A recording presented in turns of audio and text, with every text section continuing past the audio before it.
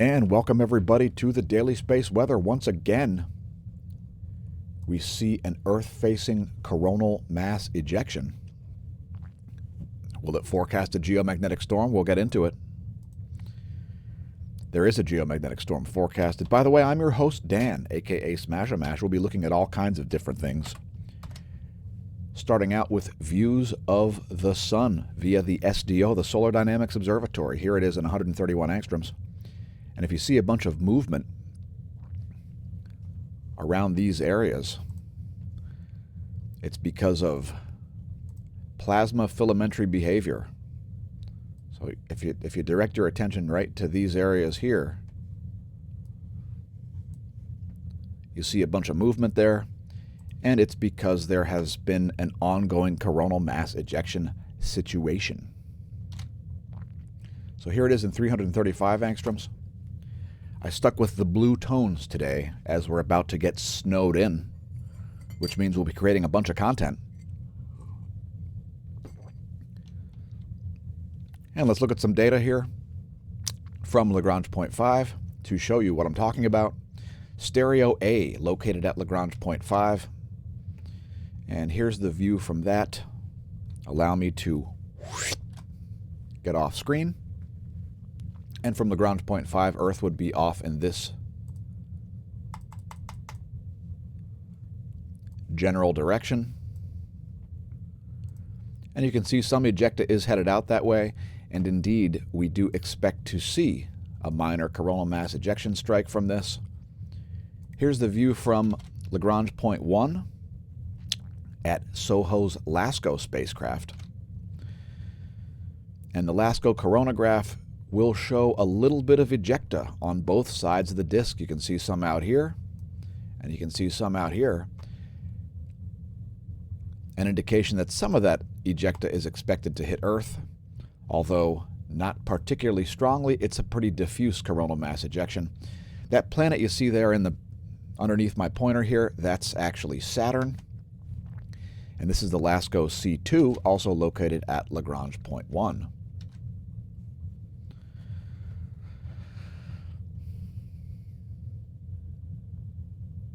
And it's all a little bit better visible at the LASCO C3. And I'll bring up Stereo A once again. Now remember, Stereo A is located at Lagrange point 5. And there is a little bit of ejecta headed down the pipe toward your geomagnetic neighborhood. The 10.7 centimeter radio flux, now down to 74 solar flux units. And we'll talk about the timing of the geomagnetic storm forecast momentarily here. There's the 1-year chart of the 10.7 centimeter radio flux. You can view that yourself at solon.info, solon.info/solar. And that's a 1-year chart of the radio flux. And there is the radio flux through the last sunspot cycle, cycle 24. And welcome to cycle 25. So we've dropped down to pretty low levels here again, as there's a little bit of stalling on the way to ramp back up to higher levels of solar activity. Here's what's going on in the solar system. I like to use the planetstoday.com. There's where things are now. And you can see Saturn off to the right. You should see Jupiter on the LASCO C3 shortly. And there's where we expect things to be in a week. About 8 days until the Earth-Mercury conjunction. And here's a star chart if you're wondering what's going on above your head. Check out in-the-sky.org. Just put in your location, and you can create your own star charts. I face mine to the south, as I'm currently facing the south. And so is my sofa.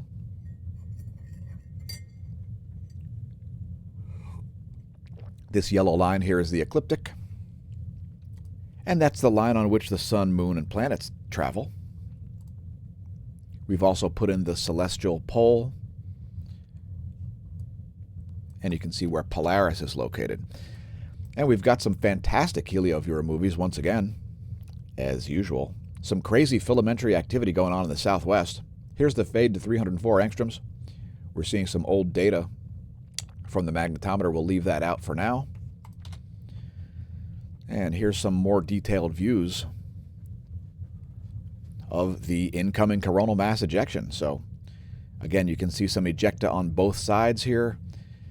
It's not a very dense or particularly high-speed coronal mass ejection, but some of that ejecta is most certainly headed towards your backyard. And we can expect geoaffectivity from that coronal mass ejection in about 3 days. More details later after some more detailed analysis is done on that. Here's the view, which includes the 304 angstroms SDO view of the Sun, synchronized with the LASCO C2. And the C3 does show a little better detail of that. And we'll show you one more image of the Sun here. It's a one-day video in 304 angstroms ionized helium emission spectra. And you'll have to stay tuned till the end of the video to see the rest of the HelioViewer movies that we've created.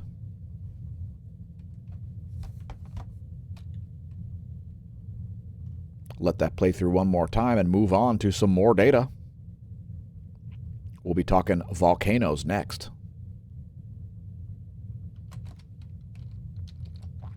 By the way, thanks everybody for tuning in. We appreciate your viewership. Please share the videos with your friends, foes, science noobs, and science pros. And let's head to volcanodiscovery.com and see what's been erupting.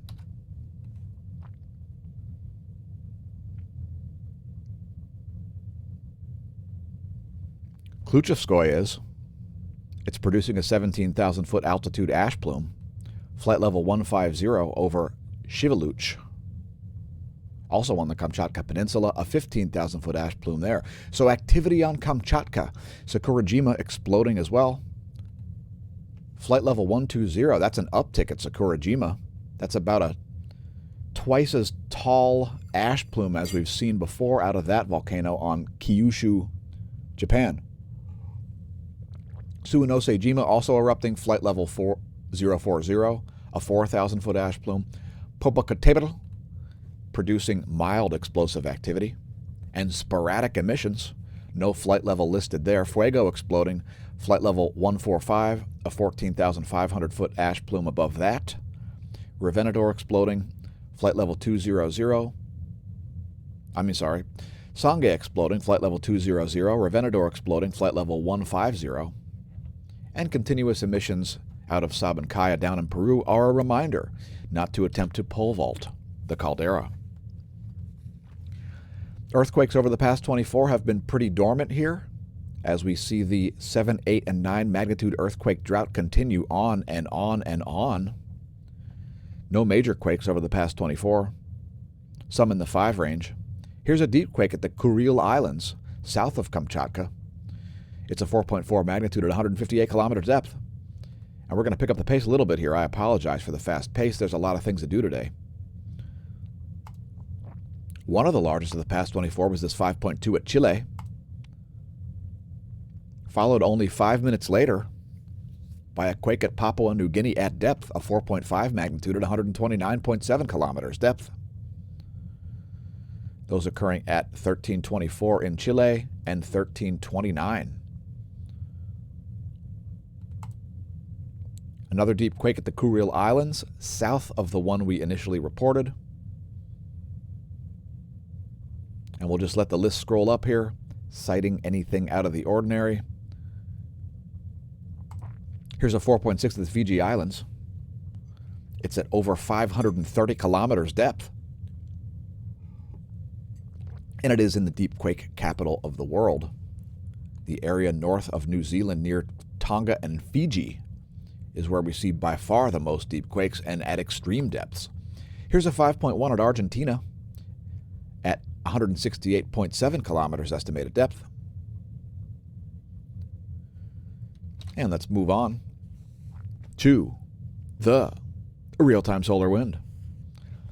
So we just saw a shift in the BTBZ as well as in the phi angle in the past 2 hours. Current solar wind density at 11.3 protons per cubic centimeter. Current solar wind speed, 305 kilometers per second. KP index at 0, having been only at 1 or 0 for the last 2.5 days. There's the chart of that. And for you new viewers, thanks again for tuning in. The KP index is a measurement of overall global geomagnetism. Speaking of global geomagnetism, here is the last 4 hours of geomagnetism in visual form. It's the space weather modeling framework. It's a geospace magnetosphere movie, courtesy University of Michigan. We show it daily, and you see pretty steady pressure here over the past 4 hours. No surprises there. And we'll show you ground magnetic perturbations next. Geospace delta B, changes in the Earth's B field. And we show this daily as well, since we are living a geomagnetic excursion. The best way to understand the data, folks, is to immerse yourself in it. And that's part of the reason why we have a channel. Let's advance that to where it was. We don't want the video to be too long. By the way, talking about geomagnetism, we're expecting a geomagnetic storm tomorrow evening. Geomagnetic unrest to begin at about 1500 Universal Time, and a brief period of geomagnetic storm right around midnight Universal Time between February 1st and February 2nd. That's the NOAA forecast. And the geomagnetic unrest expected to subside early on February 2nd. Let's do cosmology for a quick moment. I don't know what the segment's going to be about, so join me as I find out. I'm going to pick a quantum random number between 1 and 1031, and today's quantum random number is 568. So we'll go to the Neil Gorell Swift-Bat X-ray Observatory, head down to number 568, and see what that might be. It's Swift J16444.9.3 plus 573451, which is a TDF, and I have no idea what that is. I can tell you that it's certainly not the Tour de France. Here are the X-ray outputs for this particular object. Swift J16444.9.3 plus 573451, a catchy name. It's a pretty consistent X-ray source, as you can see here from the 16-year historic graph. There is the daily. Actually, that's 30 days. There's the 30-day graph of this object, and let's see if we can image it on Simbad and Aladdin Light. And you can link directly to there from the Neil Gorell Swift-Bat X-ray Observatory. We're not seeing anything on Simbad. Let's see if it shows up in X-ray on the Chandra.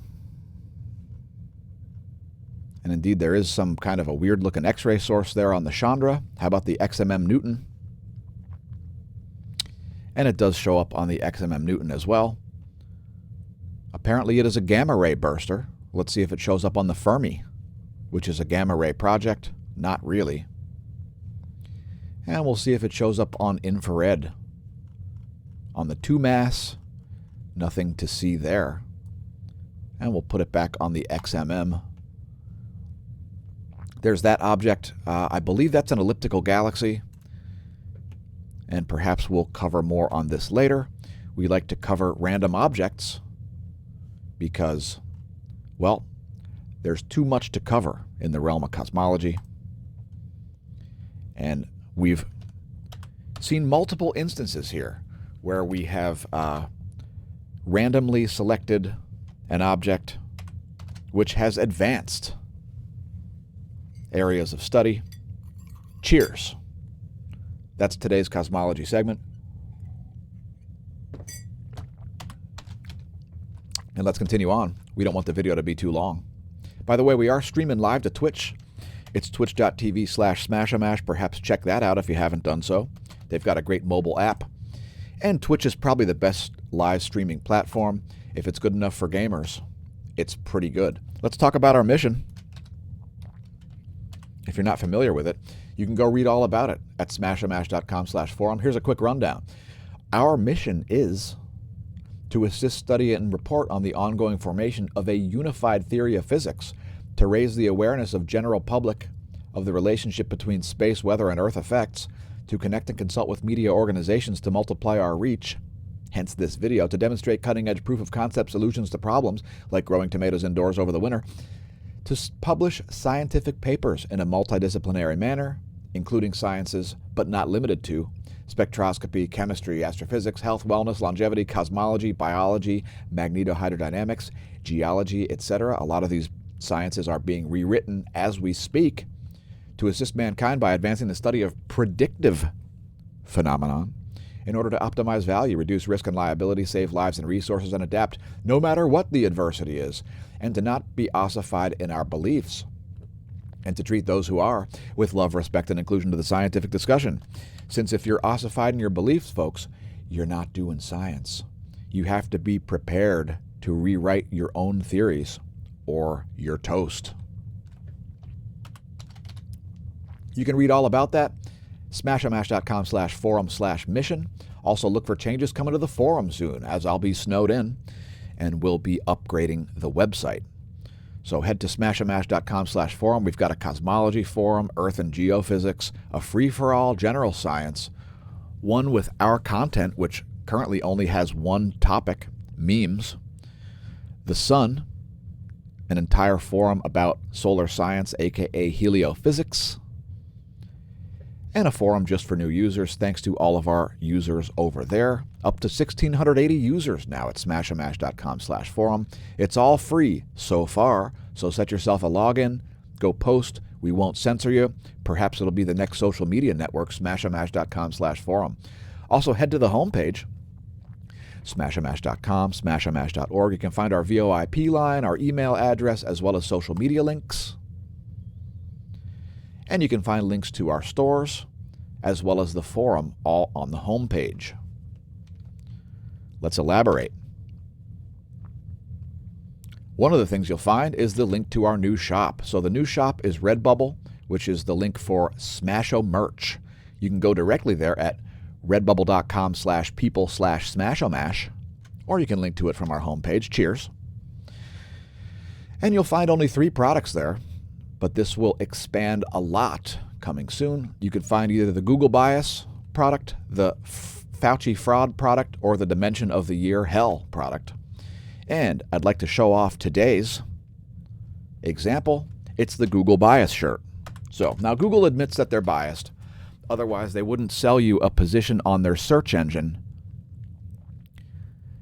because that's inherent bias in search. In other words, if Google will accept money to allow you to be higher on the search results, that is bias. So in any case, the shirt is just simply telling the truth, and I finally got mine. By the way, the quality is very high. You may not be able to see it because I'm kind of small in the lower right-hand corner, but here it is. We've redefined the term Google for the betterment of all mankind. So Google. The definition is, and it's a transitive verb, to use the Google search engine to obtain biased search results on the World Wide Web. To use it in a sentence, I Googled it, and now I know less about it. It's also got our website at the bottom, smashomash.org. Super stoked about the Google shirt, and look for more examples coming soon. Redbubble.com/people/smashomash. And again, you can link to that directly from smashomash.com. The Google-defined essential t-shirt. Mine's in red. Not because it's political, because I don't have enough red shirts. Thanks to all of our YouTube subscribers, new subscribers, old subscribers, friends, foes, science noobs, and science pros. We put up a new video yesterday. Smashomash.org presents The Sun, Part 14. Now, this one includes images of the sun in chronological order from Christmas up until yesterday, January 30th. It's 36 minutes long. It's got no audio, so crank up your favorite Rush album, Slayer album, Bach Toccata and Fugue in D minor, or whatever you feel like listening to. Sit back and enjoy the scenery. If you're a stargazer, perhaps check out our playlist. And there's a whole playlist for smAsho presents the sun. There are 14 videos there. Have a look. Thanks to our BitChute subscribers. If you're viewing on BitChute, please share the content on your social media. And I would encourage all of our viewers to branch out into alt tech. Because why? Well, because there's been some censorship issues, let's just say. And I don't know where I was going with this, but in any case, we're all over alt tech, and we've become alt tech. And I saw the writing on the wall a couple years ago, which is why we bought our own website, because we could see where things were going, and things are there. So, yeah, it's becoming a little bit sketchy in the online world. Thanks to our patrons, the true source of funding for the content. Please consider funding us. Thanks to our patrons, patreon.com/smashamash is where to go to support the videos and the website and so on. Thanks to our newest patron, who decided to become one in yesterday's live premiere chat. Cheers. You'll be on February's credit crawl, and the credit crawl is in order of lifetime contribution. Let's get back to some more data right after I check the life of the stream, and it looks pretty good to me. Here's a diagram of the atmosphere, and we show this to just give folks a visual representation of altitudes of things. And I would direct you to that red F. See that red F up there? That's the Ionosphere layer, part of the thermosphere, and that's where the GOES 16 makes its measurements. And we show this daily before the following sections.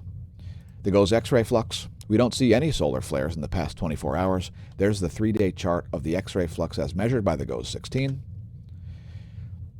Here's the proton flux, and we don't see any coronal mass ejection strikes yet, although we may soon as a result of that coronal mass ejection we covered earlier. Here's the GOES magnetometer, and we're going to expect to see, I'm going to forecast this. This is going to be very spiky and all over the place over the next 2 days. Watch. If you don't believe me, tune into tomorrow's daily space weather video. This GOES magnetometer will get a little bit jinky, janky, jiggy. It'll be juking. And here's why. The current sheet has got a bunch of plasma, some of which has been released recently, yesterday. And the Earth is in the South Pole-oriented current sheet. Why are we loading? I've never seen it do that before. All right, so Earth is in the South Pole-oriented current sheet, shown here in red. And I would anticipate we'll still be there tomorrow. And, of course, when you've got a lot of plasma in between your magnetometer and a massive object known as the sun, you will get spiky readings on your magnetometer. That's my theory, and I'm sticking to it. Next, looking at the line of sight coronal hole plot, you can see the coronal hole in red there, moving past the Earth-facing zone. And that's the coronal hole that is providing the protons, which will cause the geomagnetic unrest. What the heck is up with that? I've never seen it do that before. It's all of a sudden refreshing. It's the first time I've ever seen it do that. That coronal hole there is the one that'll be providing the solar protons, primarily consisting of hydrogen nuclei, which is also the primary component of cosmic rays, I might add. And here's another view of the same thing. This also shows you the solar magnetogram and poloidal fields. And we'll just move on. And here's the magnetic field diagram of the sun's atmosphere, the solar corona. And we're going to do some more data. What's next, you ask? Well, a visualization of the ionosphere. And everything is reloading. I don't know what is up with that.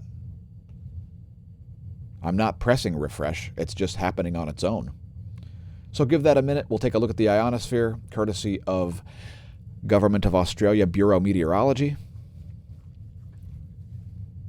And the ionosphere is looking pretty normal to me. Let's bring up the latest image from 11:15 Universal Time.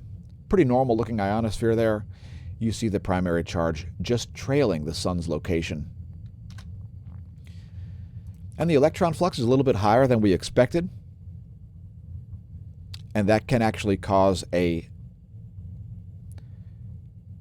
different type of a strike when the coronal mass ejection shows up. Let's see, it's South Pole oriented.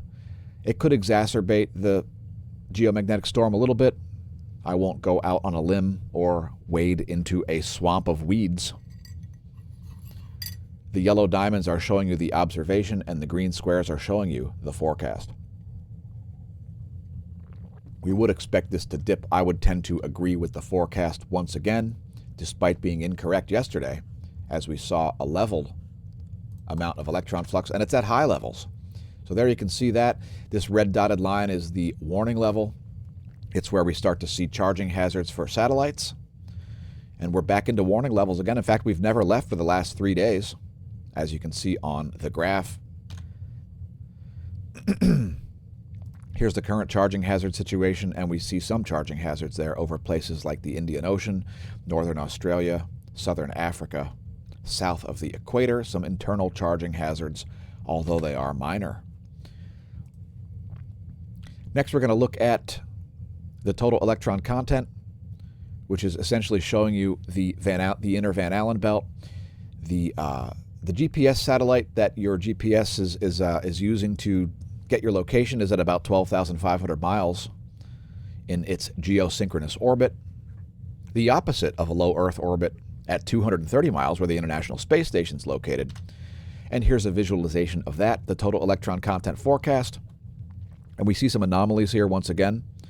Over North America, over Antarctica. You would expect to see the most major GPS errors happening around the equator at noon. But we see some here. You can see over North America, there's some anomalies. And here are some over Antarctica. We'll let it play through a second time.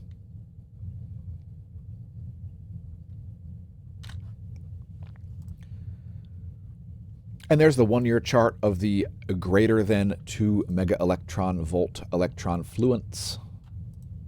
That's also courtesy Solon.info. To put it in context, the jet streams are very chaotic right now. Here are the jet streams of the eastern world. You can see some extreme meridional jet stream flow in both the north and the south hemispheres, as the Earth typically has two main jet streams.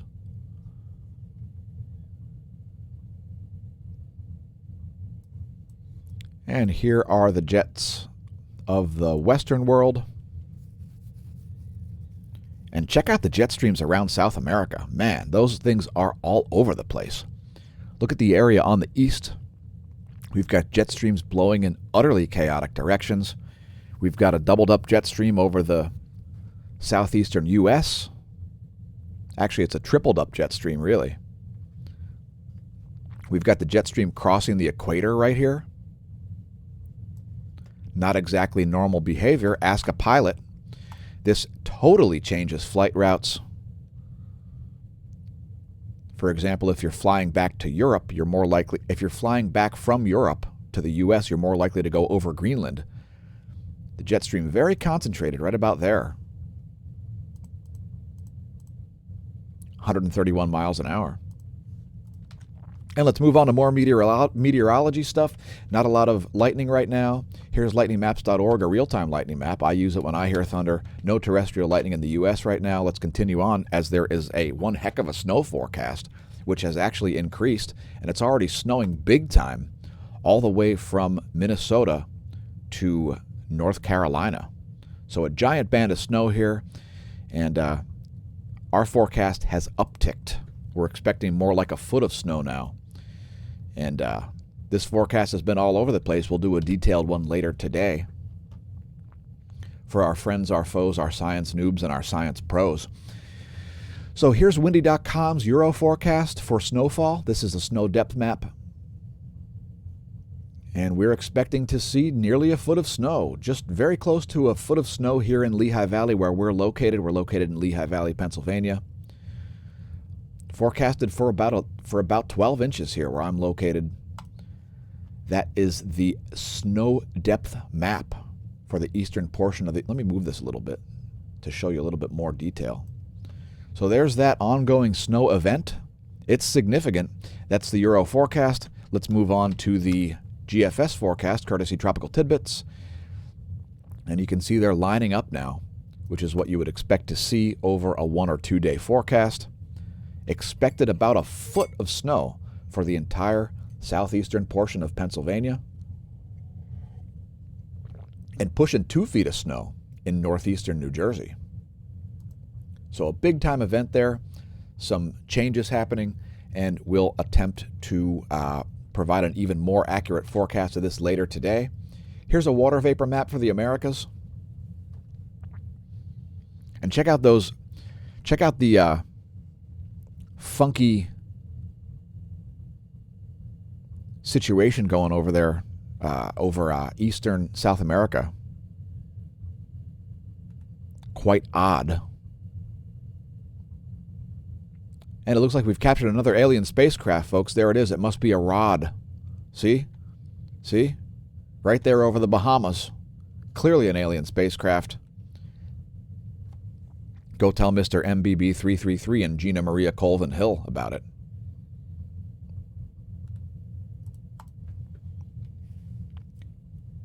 And let's look at the cloud layer over the southern 48. There is the water vapor map. Look at all the low clouds over the Atlantic Ocean, by the way. And yes, those are associated with cosmic ray flux. Cosmic ray flux causes cloud nucleation to happen at around 14,000 feet down to ground level, as cosmic rays penetrate all the way into the planet. Here's what's going on in the water vapor map. And there's the cloud layer. And there's the water vapor. The low is currently right over the Illinois-Indiana border. It's very easy to see from the cloud layer at 3.9 nanometers. There's water vapor. There's the cloud layer. And once again, there's water vapor. Thanks again for tuning in, folks. We've got bonus features. Please don't forget to press like and subscribe on YouTube. Leave us a comment.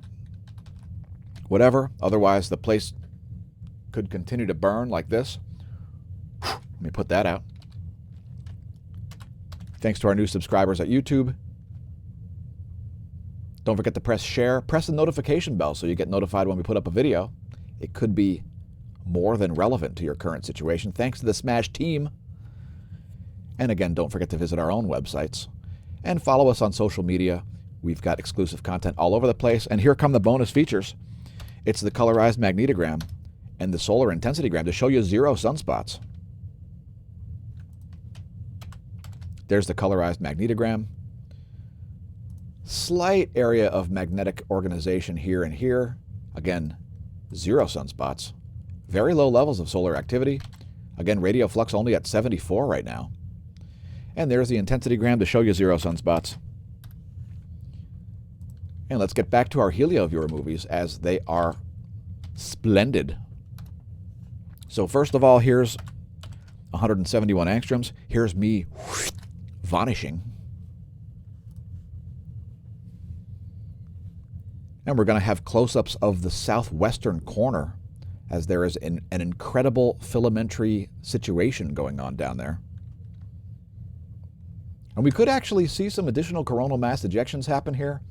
We'll keep you posted. It's part of the reason why our channel exists. Has anybody else forecasted coronal mass ejections? Because we have. Here's 193 angstroms. Here's the coronal hole that will be responsible for the geomagnetic unrest and geomagnetic storm in the coming days.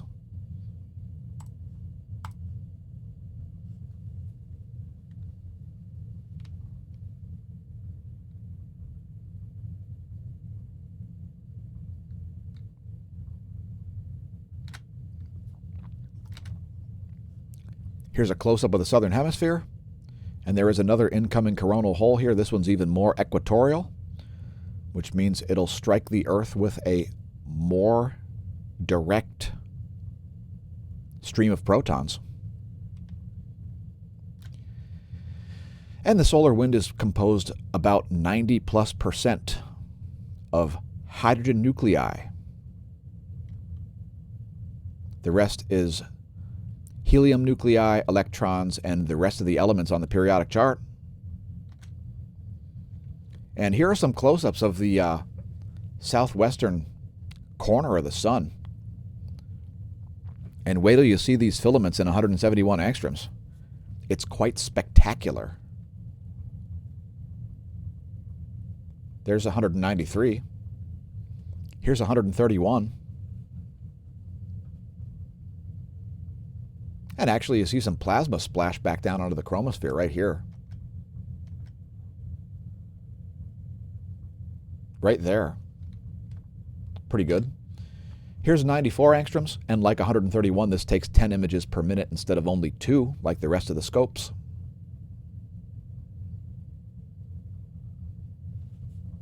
Great view of that. And here's 171 angstroms. We'll close things out on this. Check out that filamentary dance going on. This is ionized iron, 171 angstroms. Fantastic. And look for more content coming out today. We'll produce at least one more video, possibly 2 more. Thanks again for tuning into the Daily Space Weather. I've been your host, Dan, a.k.a. smAsho.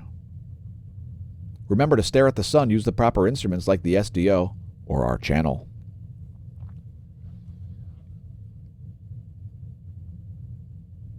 No matter how much the government drives you to drink, don't drink it. If you do drink, don't drive. And since it'll never be now again, may that solar wind be at your back.